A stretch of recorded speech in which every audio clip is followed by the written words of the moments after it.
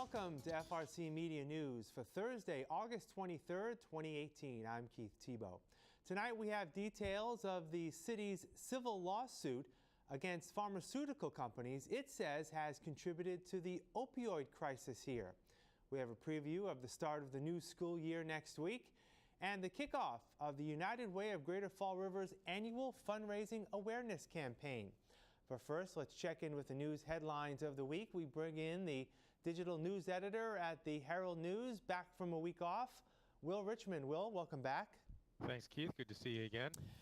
Same here. A couple things on our agenda this week. First of all, as many people know across the city, early last year, Mayor Jazio Correa announced a new marketing campaign for the city of Fall River. The new slogan is "Make It Here." And this week we find out that the one phase of that campaign will be the installation of some local banners that will have the Make It Here logo as well as the logo of some local companies. And I know, Will, this has been in the works for quite some time, but it looks like the first banners will be up sometime next week.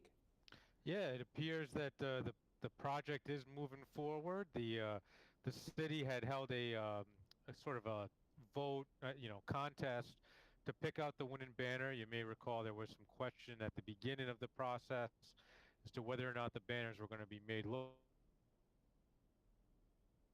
The city worked their way through that whole situation.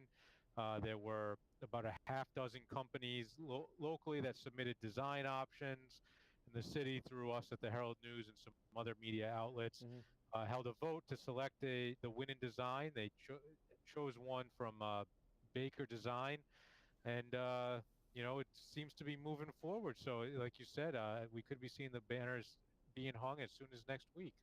Now, has there been any indication on where they're going to be located, primarily in the downtown area, throughout the city? Has that been divulged?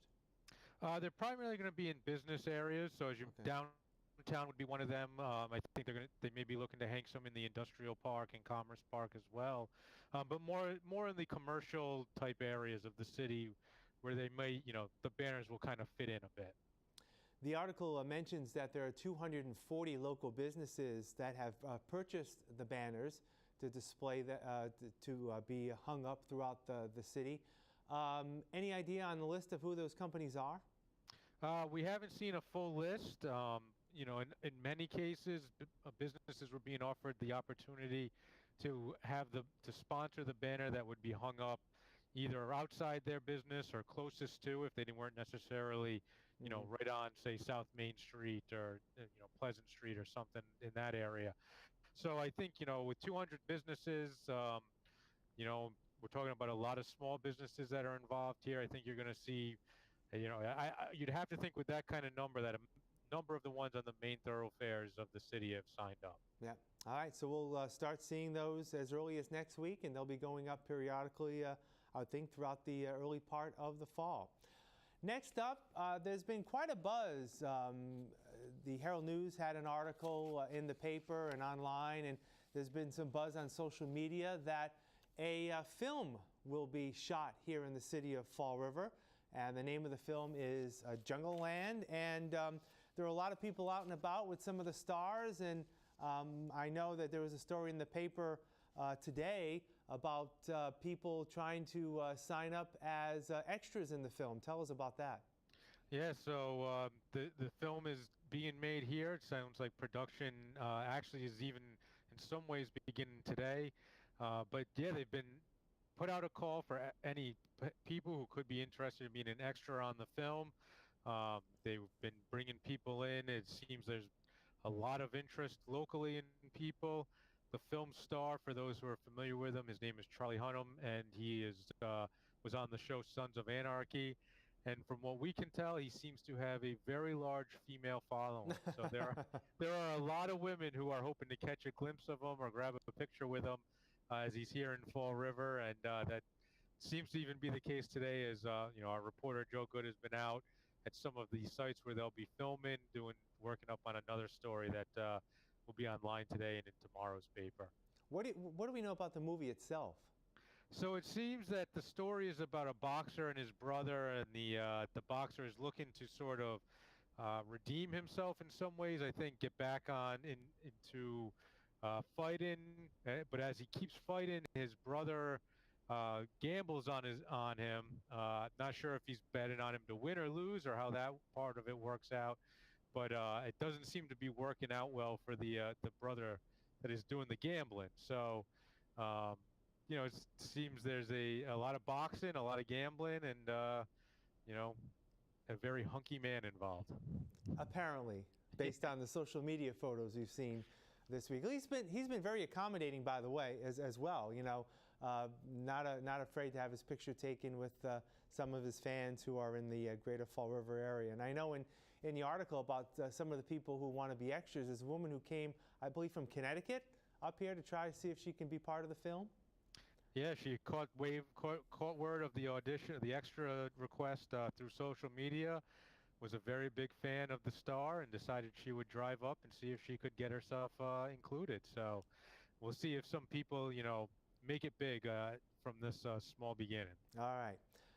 Even though we are toward the end of August, it is still summer, and I guess locally in the city of Fall River, this is probably one of the busier weeks in terms of activities happening for the community here within the city. Two big events happening this weekend. One, the annual Feast of the Holy Ghost happening at Kennedy Park, and the other one is the Grand Prix boat races happening on our waterfront. So it should be a busy, busy week throughout the city of Fall River. And how's the Herald covering these events? Sure. Well, we'll be, we'll have tons of photos from both events. We'll be out Sunday to cover the actual races at the Fall River Grand Prix. Saturday is kind of used as a warm-up trial run type of day, and then Saturday afternoon is when the actual competitive races take place. So we'll have full stories from there, and we'll have people out at both events, all weekend long. FRCmedia will also be on hand. We'll be covering both events as well, and we'll have recaps not only on this program next week, but also on Channel 95. So if you're watching us, stay tuned for that, beginning sometime maybe toward the end of next week and in early September. All right, Will, what else is coming up at the paper? Well, believe it or not, the primary races for elections is the day after Labor Day. Yeah. So this weekend, before things kind of get lost in the Labor Day weekend, we'll be bringing a preview of some of the biggest races, as long as an overview of what people can expect to see on the ballot, the names they'll see, and try to get everyone prepared and ready for Election Day on Tuesday, September 4th.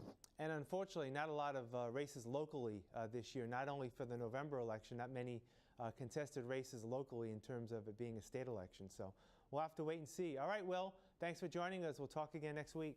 All right, have a good weekend, Keith. We'll have more FRCmedia news right after this.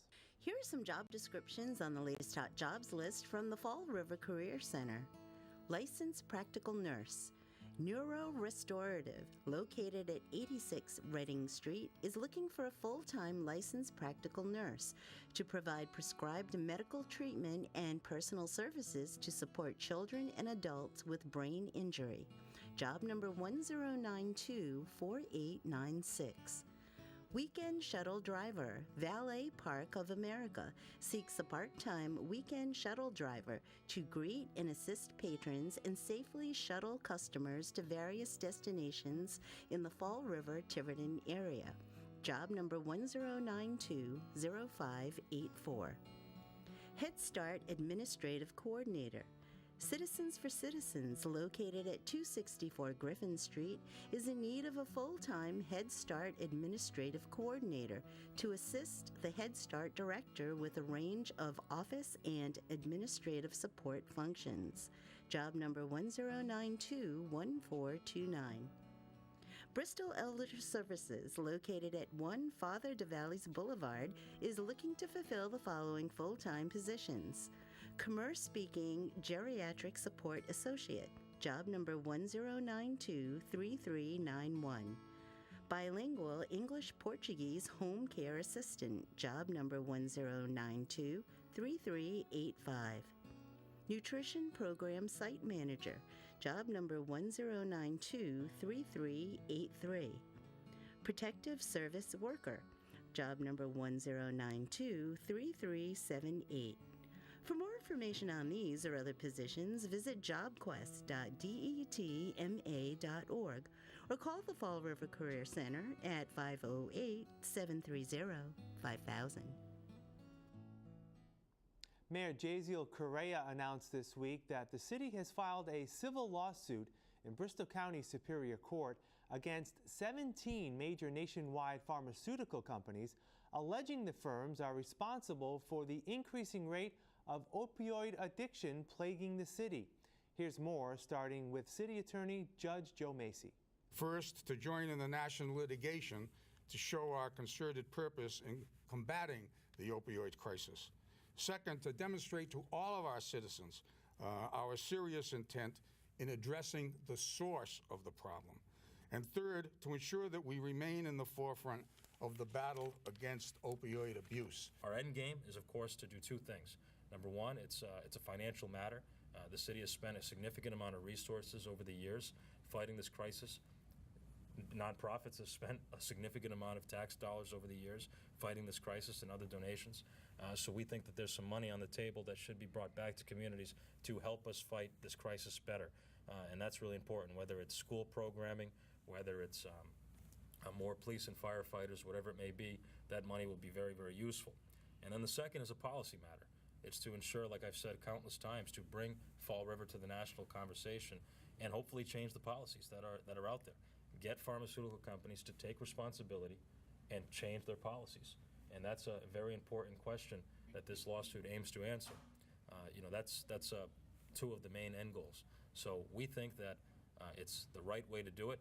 We think that it's something that will pay dividends for the city of Fall River, not just monetarily, but also hopefully in preventing more opiate-related deaths in the future. So we're excited to have a partner in Thornton Law Firm, as well as Motley Rice, which is the national partner. Motley Rice is the law firm that won the tobacco litigation many, many years ago, which resulted in significant changes, policy changes nationally, as well as financial reparations for different communities. So that's who we're using, and I'm going to turn it over to the representative, Evan Hoffman, from Thornton Law Firm, the local partner for the national firm. And I'll do that now. Thank you. Just Attorney Hoffman is going to address the national procedure that we expect will take place sometime soon after they get served with a notice. Sure. Good morning. We filed a complaint on behalf of the city of Fall River in Superior Court in Bristol County, which is a state court. Many of the defendants are out-of-state defendants, and there is currently what is called a multi-district litigation in Cleveland, Ohio, which is where around 500 similar lawsuits filed by government entities and other organizations have been consolidated for pretrial purposes. It is possible and somewhat likely that the named defendants in this complaint will seek to have the city of Fall River's complaint removed to federal court and transferred to that multi-district litigation, which is MDL for short. If that happens, which we think it may, the city of Fall River will join many of the other lawsuits that are currently in the pretrial phase in Cleveland, where there is ultimately a trial date set for September 2019 against all of the manufacturing and distributor defendants in order to determine liability and damages. Fall River Public Schools open next week, the first time they've done so before Labor Day. We caught up with the school department's Director of Buildings and Grounds, Ken Pacheco, who gives us the reasons behind the new early start. For a variety of reasons. I think that the main reason is we tend to use 3 to 5 snow days a year, which pushes us later and later into the summer and later and later into June. And we can only go to school until June 30th by state law. So it was important to try and get this in, and it now gives us a little bit of breathing room, so to speak. So if we have a snow day and we're getting too concerned about, getting close to the end of the year, this buys us a whole another week. Also, with any kind of disruptions, like Durfee with the flood, that cost Durfee 2 days. The power outages, we had actually 5 schools who had different things going on that had to cancel an extra day. So on top of the snow days, we had these days to deal with. So if I hear you correctly, you're banking the hours. This isn't overspill from last year. No, no. So this has got nothing to do with last year. We're basically going to start our 181 days at actually on Wednesday. So the Wednesday is the first day of school for all students, and that gets us 2 extra days in the books. And the school buildings are prepared, I take it? They are on their way. I'm going to say that we are just about 90% completed in all schools. Some are completed. 90% completed. The Durfee renovations from the flood are winding down. We're hoping that those are all going to be done. We're working through the weekend this weekend to be sure of that. And most schools, summer programs ended not too long ago. So we got to get in those buildings, clean those buildings up. But it's going well. It's really going well. As a follow-up, when students attend their first day of classes next week, there will be a contingent of community members on hand to greet them. We're very excited to be having a 3rd annual kick off the school year with the high five at all the elementary and community schools. It's a way for the community to support the schools and the children of the school and stress how important attendance every single day is for their success, not only for the school year, but into life as well. So we're reaching out to people who work in the community or are engaged in the community and to welcome the youth back to the kick off another successful school year. Way of Fall River kicked off its annual awareness campaign fundraiser at Bristol Community College this week. Here's the story. This is an awareness event for the kickoff of the campaign. It's called Chalk the Block, and people are drawing chalk drawings of what it means to live united, or what United Way means to them. And we have great groups here, some of our agencies, a lot of local businesses that support United Way, and local volunteers that just contribute to the campaign each year. What materials were they using? So it was planned for outside. Ideally, it would have been on the sidewalks, but because of the rain, we moved it inside. So it's drawings on black craft paper. And what were some of the drawings like?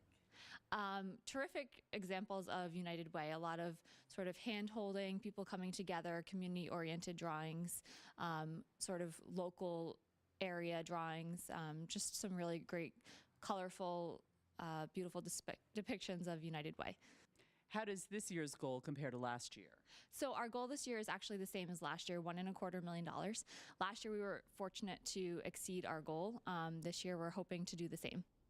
We'll have more FRC Media News after this.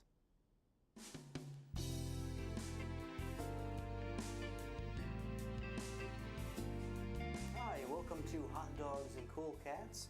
Today we have Tyke, my friend Tyke here. He's a 12-year-old Jack Russell. He's a very nice dog. He'd do probably best in a home a little bit lower key.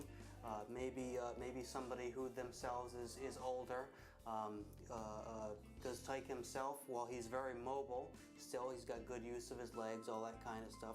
He is getting older. His vision's starting to fade a little bit. He sometimes has a hard time hearing, but he's still, like I said, very mobile, can go on walks, that kind of stuff. Other than that, he pretty much just likes to hang out. So if you're more of the sedentary kind of person, he'd be probably a good fit for you. If you wanted to come down and meet Tyke here, we're located at 300 Linwood Street in Fall River, Massachusetts, and it's Forever Paws Animal Shelter. Today on Hot Dogs and Cool Cats, we have a bunch of kittens. There's 6 of these guys. They are 13 weeks old. They're domestic short hair. They are all from the same litter. They're very, very playful. They are 13 weeks old.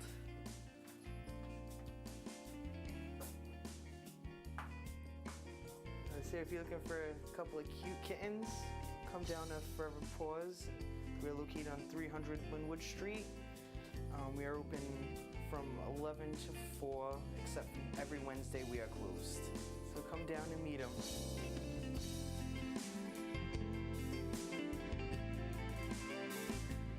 Welcome back.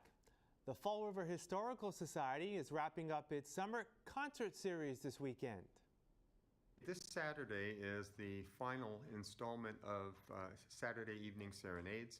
Our free concert series takes place right here on the grounds of the Historical Society. And we've got a real treat in store. The group is called Pickled Beats, B-E-A-T-S. And they play everything from soft rock to good old rock and roll, Motown, and 60s great music. So come join us. We have a cash bar, we have hamburgers and hot dogs, and just bring a lawn chair, bring a blanket, and 6:30 p.m. to 8:30 p.m., enjoy yourself. The concert takes place on Saturday, 6:30 to 8:30, as I said, and the rain date will be on Sunday, same time, same place. A preschool program for toddlers is still ongoing this month at the Fall River Public Library, as we hear in this report. During the summer, we offered play and learn groups for families in the city of Fall River, Westport, and Somerset. And the play groups are an hour and a half long. They consist on a story. We do some story time, we do activities, we do some music time with the children to kind of develop those early literacy skills with them through the summer.